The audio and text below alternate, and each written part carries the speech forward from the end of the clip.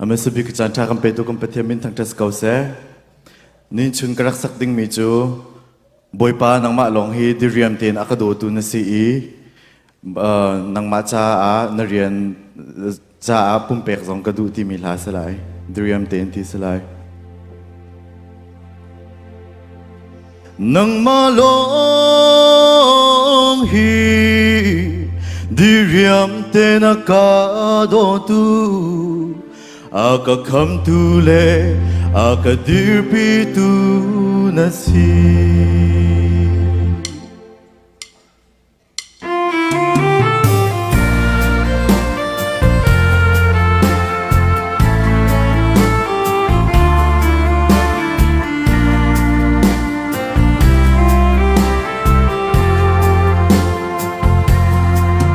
ni fatinin ka boy pa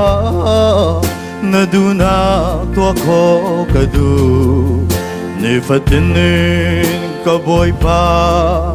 nang malung long tar kadu ka tharawin ka shuai lo na tharawin ka uklo ni fatinin ka boy pa na tharawin ka khatar diriam te narian ta pumpe kadu diriam te nang mado chin chin kandu nang malong hi diriam te nakado tu aga kam tu le aga dirpi tu nasi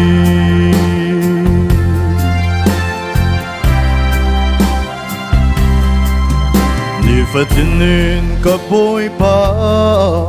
tharaw nun chan chin kadu ni fatinin ka boy pa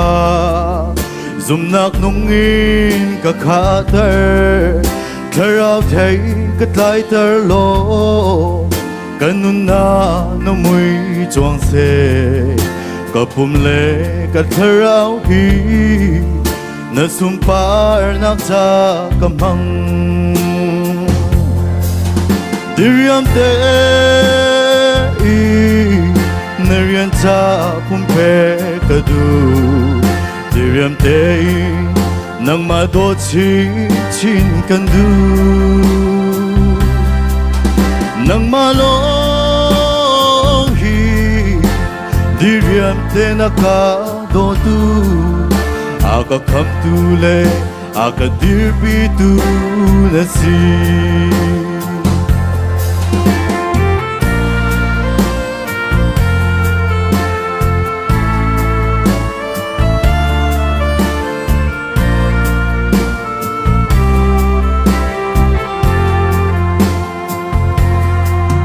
ni fatinin ka boy pa na pena kau chin kadu ni fatinin ka boy pa na giang phang na kam hu tar tharaw thiang lim ka bom lo tharaw thiang lim ka chon pia ni fatinin ka boy pa tay nak nun ka ngai tar kau diriam te narian ta pumpe kadu diriam te nang mado chin chin kandu nang malong hi diriam te nakado tu aka kam tu le aka dirpi tu nasi nang malong hi diriam te nakado tu aka kam tu le aka dirpi tu nasi boy pa super sa kause